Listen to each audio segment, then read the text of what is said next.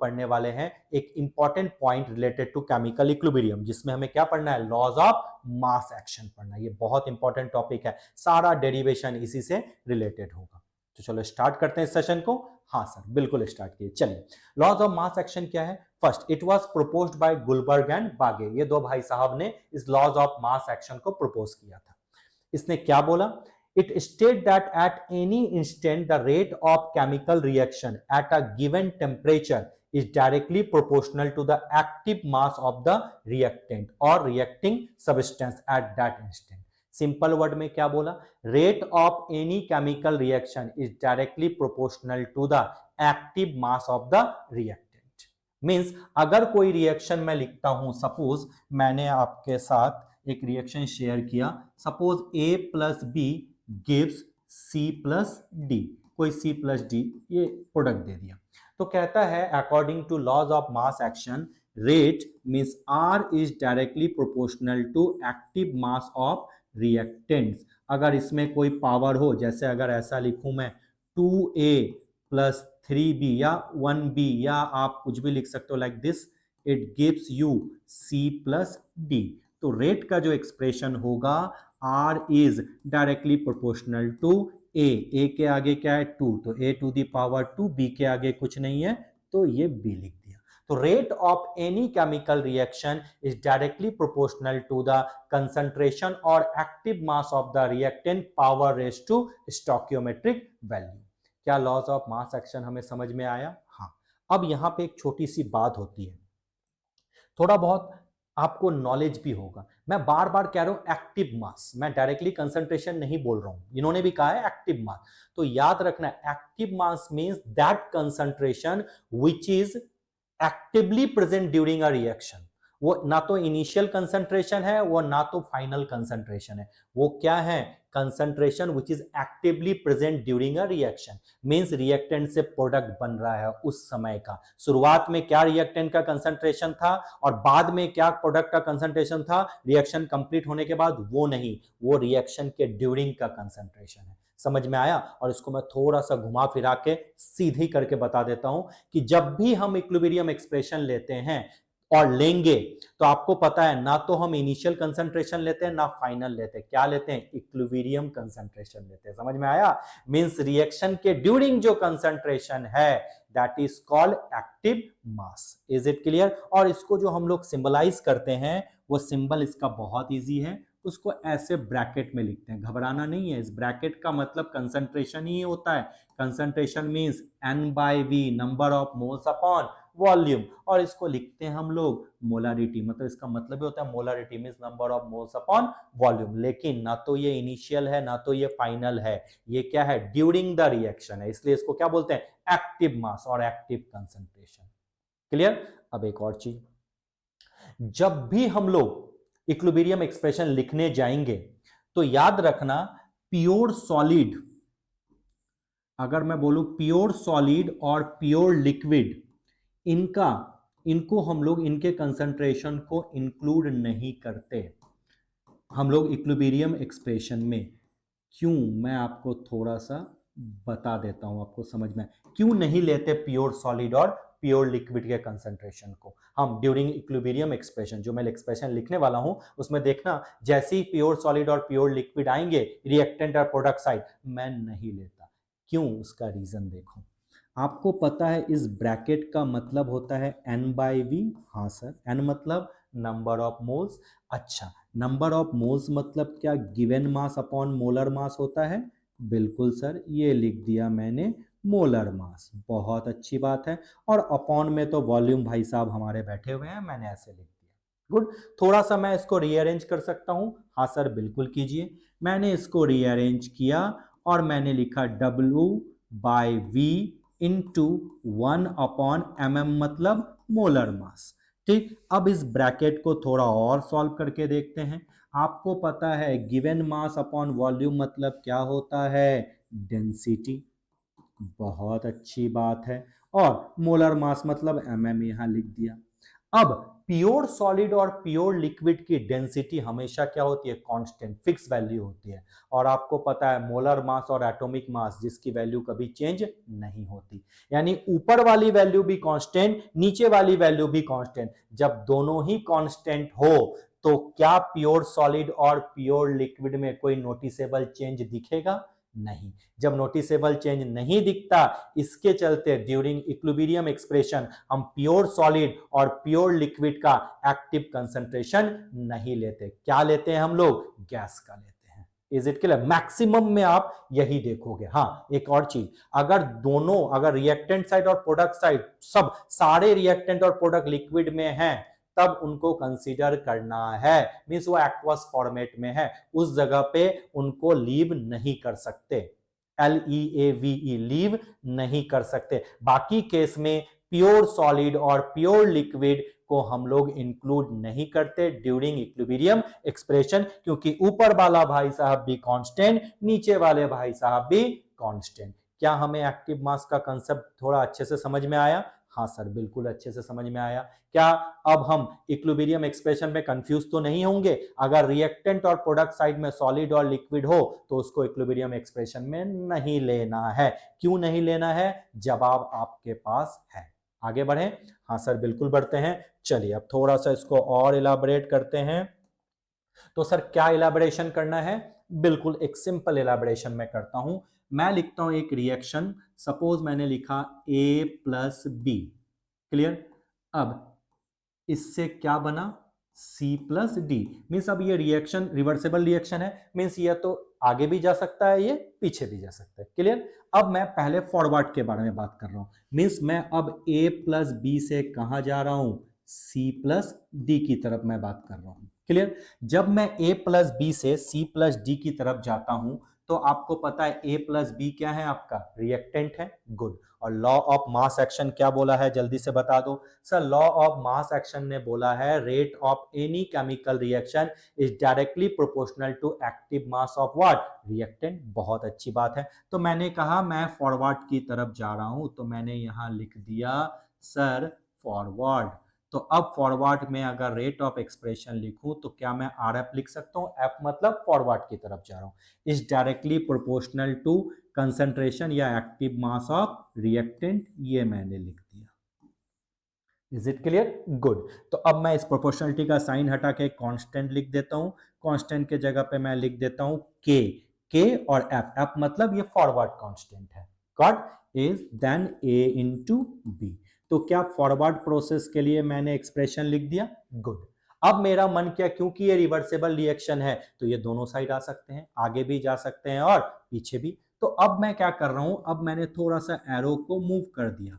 A+B से हम लोग कहां जा रहे हैं? C+D की तरफ जा रहे थे।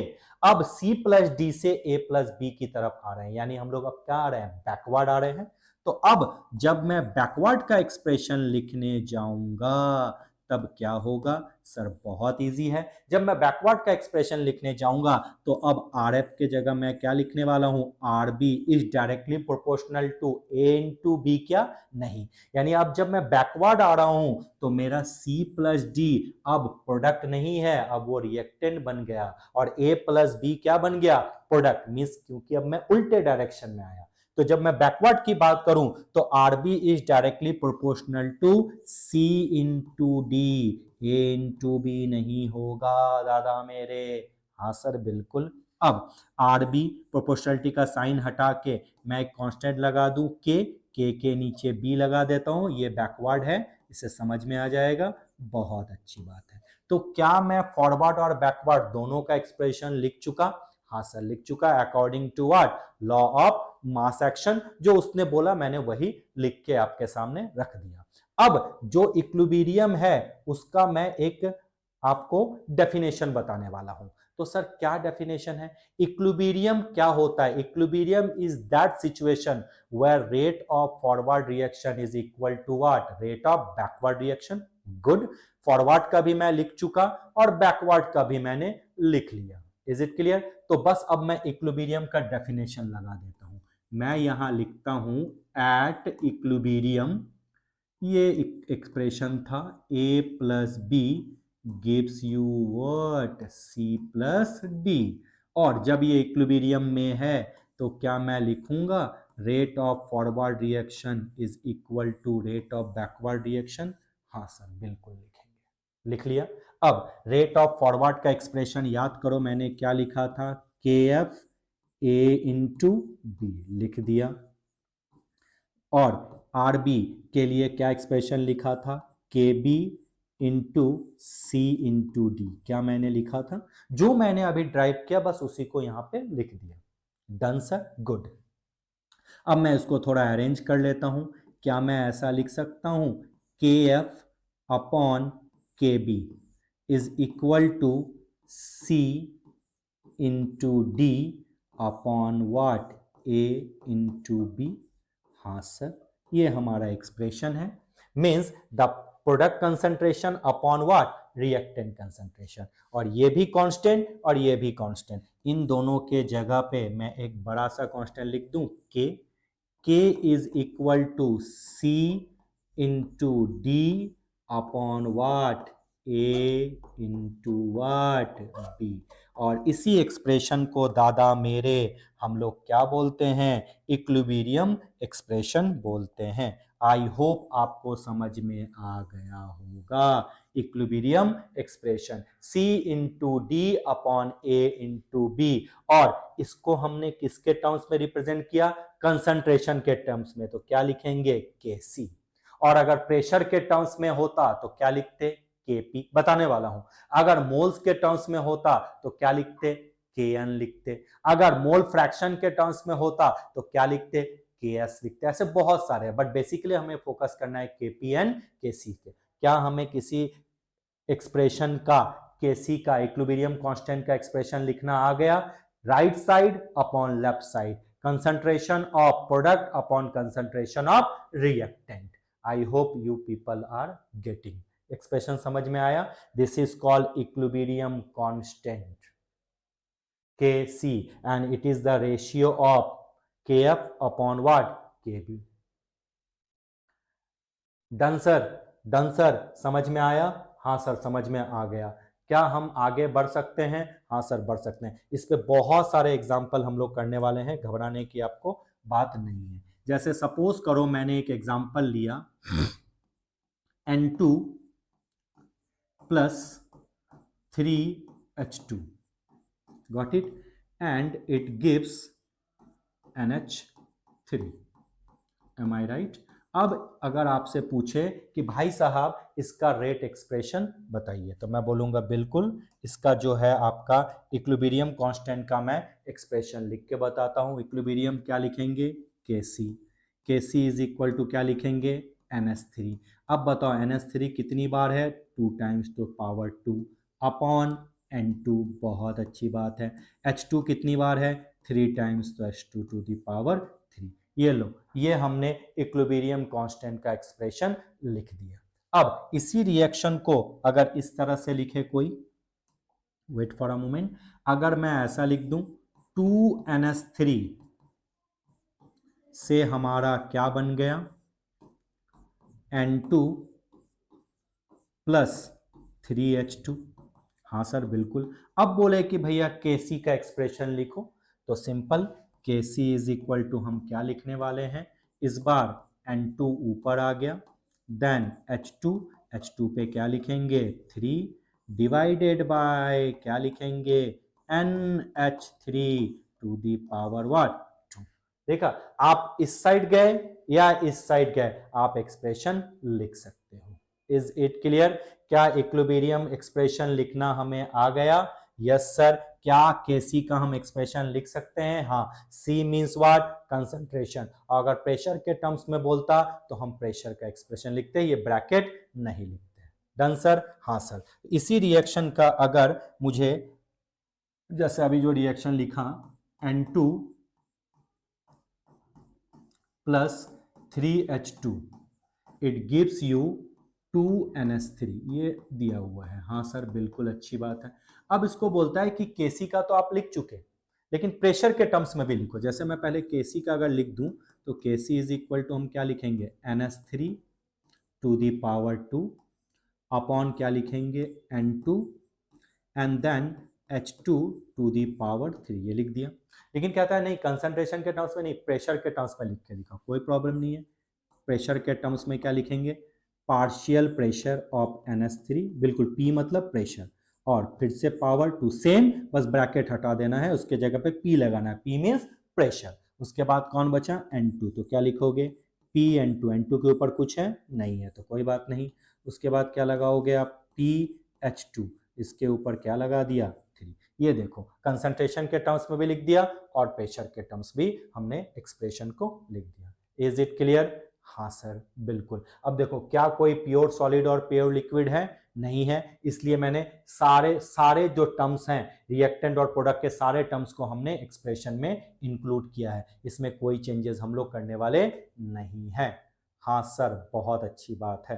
तो क्या हम लिख सकते हैं? हाँ सर बिल्कुल लिख सकते हैं। तो हम लोग जल्दी से और भी थोड़ा प्रैक्टिस करेंगे और बहुत सारे इक्विलिब्रियम एक्सप्रेशन हम लोग लिखने वाले हैं। चलिए अब यहाँ पे आपको मुझे इक्विलिब्रियम एक्सप्रेशन लिख के बताना है और बिना वक्त बर्बाद किए तुरंत मुझे बताओ इसके लिए क्या लिखेंगे इक्विलिब्रियम एक्सप्रेशन।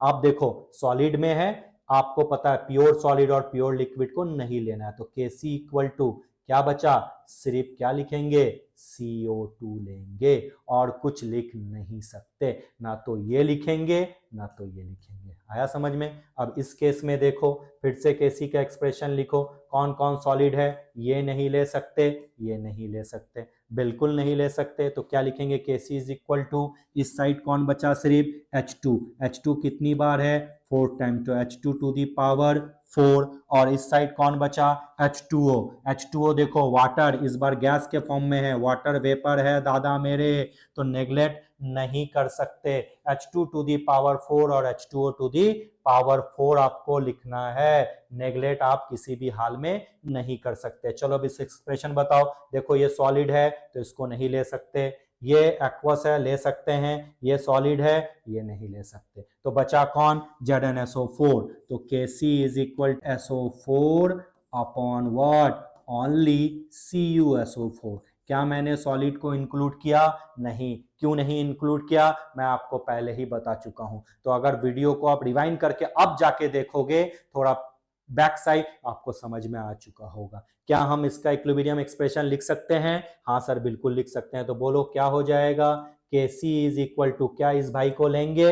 नहीं, क्योंकि ये क्या है सॉलिड के टर्म्स में, तो बचा कौन NH3।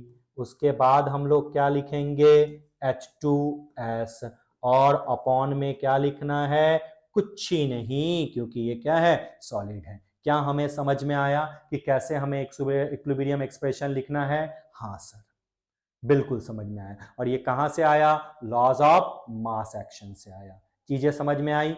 Kc हो तो कंसंट्रेशन, Kp हो तो प्रेशर, इन्हीं दोनों पे हमको फोकस करना है। Done sir? हाँ सर बिल्कुल बिल्कुल बिल्कुल डन। चलिए बहुत अच्छी बात है, जब डन है तो हम लोग आगे बढ़ते हैं। अब हम लोग एक एक्सप्रेशन करने वाले हैं Kp और Kc के बिटवीन, जो रिलेशन होता है उसके बारे में हम लोग चर्चा करने वाले हैं। तो सर Kp और Kc में क्या रिलेशन होता है? देखो जनरली पहले तो समझ लो, Kp is equal to Kc RT to the power delta Ng, ये फॉर्मूला डायरेक्ट होता है। क्या बोला मैंने? Kp is equal to Kc RT to the power delta Ng। Delta Ng मतलब होता है moles of gaseous product, moles of product जो गैस फॉर्म में है, माइनस मोल्स ऑफ रिएक्टेंट, मैं रिएक्टेंट को R लिख देता हूं जो गैसियस फॉर्म है जनरली। क्यों? क्योंकि आपको पता है प्योर सॉलिड और प्योर लिक्विड को हम इक्विलिब्रियम एक्सप्रेशन में लेते ही नहीं है, तो क्यों उनको इंक्लूड करना, सीधा लिखेंगे moles of gaseous product upon moles of gaseous reactant. और R आपको पता है यूनिवर्सल गैस कांस्टेंट होता है, स्टेट ऑफ मैटर आपके सिलेबस में है नहीं जो गैस लॉ है, बट ये R हमेशा घूमता रहेगा, थर्मोडायनेमिक्स में भी घूमा था और इक्विलिब्रियम में भी घूमेगा। तो Kp और Kc का क्या रिलेशन सर आपने बताया? Kp is equal to Kc RT to the power delta Ng।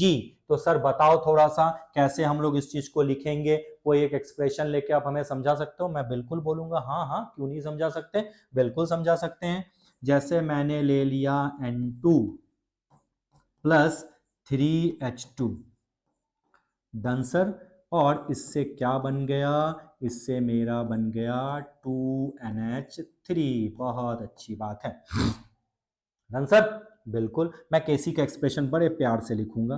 केसी का एक्सप्रेशन मैं लिखता हूं NH3 to the power 2 upon N2 into H2 to the power 3।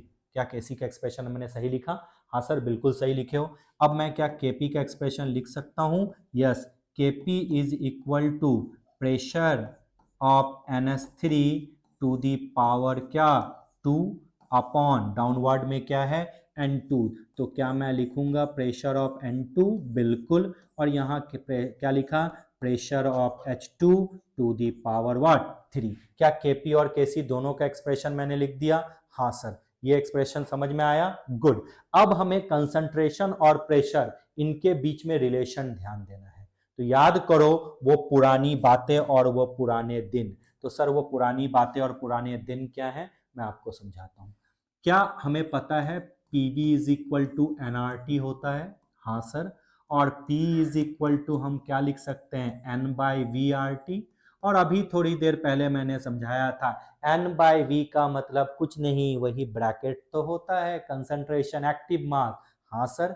तो मीन्स हुआ क्या, P is equal to bracket RT। बस बस बस, काम खत्म।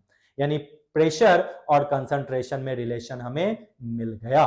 तो अब आ जाओ, केपी के टर्म्स में लिखो या केसी के टर्म्स में लिखो, दोनों के टर्म्स में हम लिख सकते हैं। तो मैं केपी के टर्म्स में ही उठाता हूं। केपी इज इक्वल टू क्या आया था sir? PNS3 to the power 2। तो अब मुझे बताओ PNS3 मतलब, P मतलब प्रेशर, किसका प्रेशर? NS3 का प्रेशर। तो PNS3 मतलब bracket means concentration of NH3 into what RT। क्या ये लिख सकते हैं? हाँ बिल्कुल। तो अब इसके जगह पे हम लोग क्या लिखेंगे, मैं यहाँ लिख ही देता हूँ NH3 ब्रैकेट में और ये RT, और इस पूरे के ऊपर क्या है 2 है, वो तो छोड़ना ही नहीं है। वो क्यों छोड़ना है, मैं तो बस PNS3 का एक्सप्रेशन लिखा। गुड। अपॉन में क्या था सर? अपॉन में आपके था PN2 ये, और उसके बाद क्या था PH2 टू दी पावर क्या 3। My right sir? हाँ। तो N2 के जगह पे, PN2 के जगह पे अब आप समझ चुके हो क्या लिखना है सर? कुछ नहीं सर, ब्रैकेट में N2 concentration of N2 into RT bracket sir close. और H2 के जगह पे, PH2 के जगह पे क्या लिखेंगे सर? बहुत इजी है, ब्रैकेट में H2 इंटू RT, लेकिन टू दी पावर व्हाट 3। क्या हम ऐसा लिख सकते हैं? क्या हम ऐसा लिख सकते हैं? हाँ। अब जो जहां जहां RT है उसको बाहर कर दो, देखो अपने आप कुछ आपको रंगीला दिखेगा। क्या दिखेगा? देखो KP ये ब्रैकेट NS3 है, आपको पता है पूरे पे पावर है तो NH3 पे भी पावर आएगा। हाँ सर आया, बिल्कुल। अपॉन N2 है, N2 पे कुछ पावर नहीं है, लिख दिया। H2 है, देखो पावर क्या था उस पूरे पे 3 था, तो क्या ऐसे लिख सकते हैं? हाँ सर ऐसे लिख सकते हैं। बचा कौन आपके गेम में? बचा RT। तो ऊपर में भी RT है, लिखा कितनी बार है? 2 टाइम्स है। नीचे भी RT है, लिखा सर RT है। कितने टाइम्स है पहले केस में? कुछ नहीं तो मतलब 1 टाइम। उसके बाद वाले में RT कितनी बार है? 3 टाइम्स है। क्या ऐसा कर सकते हैं? हाँ। अब क्या हम मैथमेटिक्स लगा सकते हैं? ये जो दादा आपको पूरा दिख रहा है, ये किसका एक्सप्रेशन है? केसी का है। प्रोडक्ट अपॉन रिएक्टेंट, हाँ सर बिल्कुल है। और ये RT आपको दिखा, जब बेस सेम हो तब डिवीजन में हो तो पावर को क्या करते हैं? सब्ट्रैक्ट। जब बेस सेम हो मल्टीप्लिकेशन में हो तो पावर को क्या करते हैं? Add up. तो क्या अब हम इसको अरेंज करके अच्छे से सस्ता सुंदर टिकाऊ टर्म्स में लिख सकते हैं? बिल्कुल सर बिल्कुल लिखेंगे। तो आओ लिखते हैं। बचा क्या मेरा? KP। उस पूरे एक्सप्रेशन को क्या लिखेंगे? KC। RT पे पावर 2 था और नीचे 1 और 3 था, तो क्या मैं ऐसा लिख सकता हूं? RT पे पावर 2 -4, 3 + 1 व्हाट 4। गुड। तो क्या बना मेरा, Kp is equal to K C R T to the power -2। ये देखो Kp और Kc का रिलेशन आ गया किस रिएक्शन के लिए, N2 plus 3H2 gives NH3। इस एक्सप्रेशन के लिए मेरा Kp और Kc आ चुका सर। अच्छा, अब आप शॉर्ट ट्रिक जो बताए थे सर वो थोड़ा सा एक बार रिवाइज कर देंगे। बिल्कुल मैं रिवाइज कर देता हूं। मैंने बोला था Kp is equal to K C R T to the power delta N G. Delta N G मतलब मैंने क्या बोला था, प्रोडक्ट माइनस रिएक्टेंट। कौन सा, gaseous product minus gaseous reactant. तो मुझे बताओ प्रोडक्ट कौन है यहाँ पे, NH3 कितनी बार है, 2 टाइम्स। तो डेल्टा एन जी मतलब प्रोडक्ट में कितने मोल, 2, माइनस रिएक्टेंट में N2 कितनी बार है दादा भाई मेरे, कुछ नहीं है तो एक बार। H2 कितनी बार है, 3 बार। तो रिएक्टेंट में कितने हो गए, 3 + 1 4। तो 2 - 4 डेल्टा एन जी क्या आया, -2। देखो दादा डेल्टा एन जी क्या आया, -2। तो क्या Kp और Kc में रिलेशन आया, तो क्या बना, Kp is equal to K C R T to the power what, delta N G. Done sir, done. अब 2-3 कंडीशंस मैं लूंगा और आपको चीजों को अच्छे से समझाऊंगा कब केस एग्जाम में कैसे जल्दी सॉल्व कर लोगे। क्योंकि क्या होता है कभी कभी एग्जाम में टाइम कम होता है और हमारे पास क्वेश्चंस को जल्दी सॉल्व करना होता है। तो केसेस देखना। फर्स्ट केस मैं ले लिया, जैसे मैंने एक्सप्रेशन लिखा H2 plus I2 gives you HI। ये एक्सप्रेशन मैंने आपका लिख दिया। अब इस केस में मैं बोलूं डेल्टा एन जी ढूंढो तो तुरंत आपको पता है प्रोडक्ट साइड 2, रिएक्टेंट में हाइड्रोजन 1 टाइम, आयोडीन 1 टाइम। आगे वाला देखेंगे 1 और 1 2। सो 2 - 2 क्या, 0। इस रिएक्शन में डेल्टा एन जी 0 है। तो जब इस रिएक्शन में डेल्टा एन जी 0 है तो Kp equal to K C R T to the power क्या होता है, डेल्टा एन जी होता है। अगर मैं इसके ऊपर 0 पुट कर दूं, किसी के ऊपर अगर 0 हो तो वैल्यू क्या होगी, 1। आहा, तो क्या आ जाएगा मेरा, Kp इक्वल टू Kc। तो अगर किसी भी रिएक्शन में पूछे Kp और Kc में क्या रिलेशन है तो सॉल्व करने मत जाना, पहले डेल्टा एन जी चेक कर लेना। तो अगर डेल्टा एन जी 0 आ जाए तो Kp और Kc का वैल्यू हमेशा सेम होगा। सपोज क्वेश्चन में Kc का वैल्यू है x, तो बोलता है Kp ढूंढो, तो डायरेक्ट सॉल्व करने मत जाना, डेल्टा एन जी चेक कर लेना। अगर डेल्टा एन जी 0 आ जाए तो Kp और Kc दोनों की वैल्यू क्या होगी, सेम। अगर Kc x है तो Kp भी क्या होगा, x होगा। बहुत अच्छी बात है। चलिए केस 2 मैं ले लूं, बिल्कुल कोई एक और रिएक्शन मैं ले लेता हूं, like PCl5 decomposes to give PCl3 plus what, Cl2। एक ऐसा रिएक्शन मैंने ले लिया, बहुत अच्छी बात है। क्या बोला मैंने, PCl5 decomposes to give PCl3 plus Cl2। अब इसमें डेल्टा एन जी चेक करके देखो, देखें क्या तूफानी है। तो जब मैं इसका डेल्टा एन जी चेक करता हूं तो प्रोडक्ट साइड में कितने हो गए, PCl3 एक बार, Cl2 एक बार, 1 + 1 2। तो लिखो 2, माइनस रिएक्टेंट में PCl5 कितनी बार, एक बार, 1। तो 2 - 1 1 मीन्स इस केस में डेल्टा एन जी की वैल्यू क्या आई, ग्रेटर देन 0। यानी डेल्टा एन जी आपका क्या आया, पॉजिटिव आया। अरे 1 में कुछ प्लस माइनस तो नहीं है ना, नहीं, पॉजिटिव आया। तो जब डेल्टा एन जी पॉजिटिव आए तब हम क्या तूफानी कर सकते हैं, पुट करो Kp is equal to K C R T to the power delta N G. Delta N G positive मतलब 1 2 3 means Kp equal to K C into R T, यानी आर टी की वैल्यू अब क्या होगी, multiply होगी। अगर delta N जी 0 था तो ये पूरी वैल्यू आपकी क्या हो गई थी, इक्वल टू 1। बट अब डेल्टा एन जी पॉजिटिव है यानी वैल्यू क्या होगी, इंक्रीज होगी। तो याद रखना जब डेल्टा एन जी पॉजिटिव आए तो आंख खोल के लिख के आना है Kp is greater than what, Kc। ये कभी मिस्टेक मत करना। तो पहला केस क्या बोला, अगर डेल्टा एन जी 0 होगा तो Kp इक्वल टू Kc होगा, सॉल्व करने की रिक्वायरमेंट नहीं है।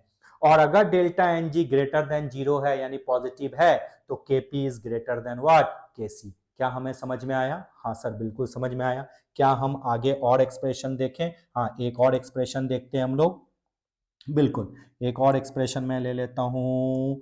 Wait for a moment. जैसे मैंने ले लिया एक थर्ड वन, जैसे मैंने ले लिया N2 क्लियर प्लस 3H2 और ये आपका क्या दे दिया? NH3 आपका ये दे दिया। बहुत अच्छी बात है। अब कहता है बताओ इस रिएक्शन के लिए Kp और Kc में क्या होने वाला है। तो कोई बात नहीं, बहुत अच्छा, तुरंत हम तूफानी करने वाले हैं और डेल्टा Ng ढूंढने वाले हैं।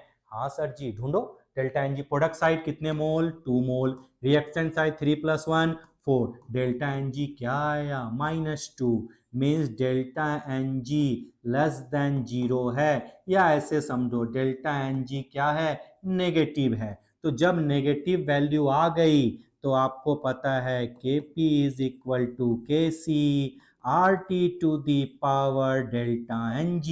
अगर ये नेगेटिव हो जाए तो अब Kp is equal to Kc upon हो जाएगा RT, क्योंकि नेगेटिव साइन हो तो वो क्या होता है? नीचे आता है। जैसे -2 पुट कर दिया तो -2 नीचे जाके क्या हो गया? प्लस। और डिवीजन होने पे वैल्यू इंक्रीज नहीं डिक्रीज होती है। तो इस केस में हम क्या समझ चुके हैं? Kp is less than Kc। क्या हमें समझ में आया? हाँ सर, बिल्कुल समझ में आया। क्या चीजें समझ में आई? क्या Kp और Kc के बिटवीन रिलेशन समझ में आया? हाँ सर। क्या डेल्टा Ng के टर्म्स में हम Kp और Kc को कैसे इजीली रिलेट कर सकते हैं वो समझ में आया? हाँ सर, बिल्कुल समझ में आया। तो थोड़ा सा और तूफानी करके एक बार मैं टेबुलेट कर देता हूं आपको। तो अगर आपसे कोई पूछे बोलो Kp और Kc का क्या रिलेशन है, तो आप बोलोगे Kp is equal to Kc RT to the power delta Ng। बहुत अच्छी बात है। केसेस क्या क्या आ गए? फर्स्ट केस, अगर डेल्टा Ng हमारा 0 है, अगर सर जी डेल्टा Ng 0 है तो Kp इक्वल टू हम क्या लिखेंगे? Kc लिखेंगे। सेकेंड केस में अगर हमारा डेल्टा Ng पॉजिटिव है यानी ग्रेटर देन 0 है, तब इस केस में हमें क्या लिखना है दादा मेरे? लिखना है Kp is greater then Kc। Third case हमारा आया डेल्टा Ng अगर हमारा नेगेटिव है तो इस केस में हमें क्या लिखना है? Kp is less than what? Kc। क्या चीजें समझ में आ गई? मैं कोई ऊल जलूल नहीं पढ़ाया, जो एनसीईआरटी बुक में उसी पे हम लोग चल रहे हैं, चीजों को रिवाइज करते हुए आगे बढ़ रहे हैं। और ऐसे ही आपको पढ़ना है, आपके बोर्ड्स भी क्लियर हो जाएंगे, कोई भी कॉम्पिटिटिव एग्जामिनेशन क्लियर। बेसिक्स अगर आपका क्लियर है तो कोई भी क्वेश्चंस आप सॉल्व कर सकते हो। बस बेसिक्स पे हमें फोकस करना है, ज्यादा इधर से उधर नहीं जाना है, जो बोल रहा है उसको लिखना है। तो चलो एक बार रिवाइज करते हैं। लॉ ऑफ मास एक्शन क्या होता है कि rate of reaction is directly proportional to the active mass of the reactant power raise to stoichiometric coefficient. Is it clear? Active mass मतलब कुछ नहीं N/V होता है, लेकिन वो एक्टिवली प्रेजेंट होता है ड्यूरिंग अ रिएक्शन। ना तो वो पहला वाला इनिशियल कंसंट्रेशन होता है, ना तो क्या होता है फाइनल कंसंट्रेशन होता है। और अगर हमें इक्विलिब्रियम एक्सप्रेशन लिखना है तो प्योर सॉलिड और प्योर लिक्विड को इंक्लूड नहीं करते। क्यों नहीं इंक्लूड करते? प्रूव करके बताया था, क्योंकि प्योर सॉलिड और प्योर लिक्विड की डेंसिटी भी फिक्स होती है और मोलर मास भी फिक्स होता है। क्या हमें चीजें समझ में आई? हाँ सर, समझ में आई। Kp और Kc के बीच में रिलेशन आया? हाँ सर। Kp कब लेते हैं? जब हम प्रेशर के टर्म्स में एक्सप्रेशन लिखते हैं। जब हम कंसंट्रेशन के टर्म्स में लिखेंगे तब हम लोग क्या लिखेंगे? Kc का एक्सप्रेशन लिखेंगे। क्लियर? इनको सॉल्व करने से पहले हमें डेल्टा Ng की वैल्यू चेक करनी है। अगर हम इसको चेक करने में कामयाब हो गए तो हमें सॉल्व करने में टाइम कम लगेगा। Done sir? बिल्कुल। चलो आज का लेक्चर हम यहीं खत्म करते हैं, उसके बाद फिर से इसको थर्ड लेक्चर की तरफ आगे बढ़ते हैं। क्लियर बच्चों? चलो bye bye, thank you so much.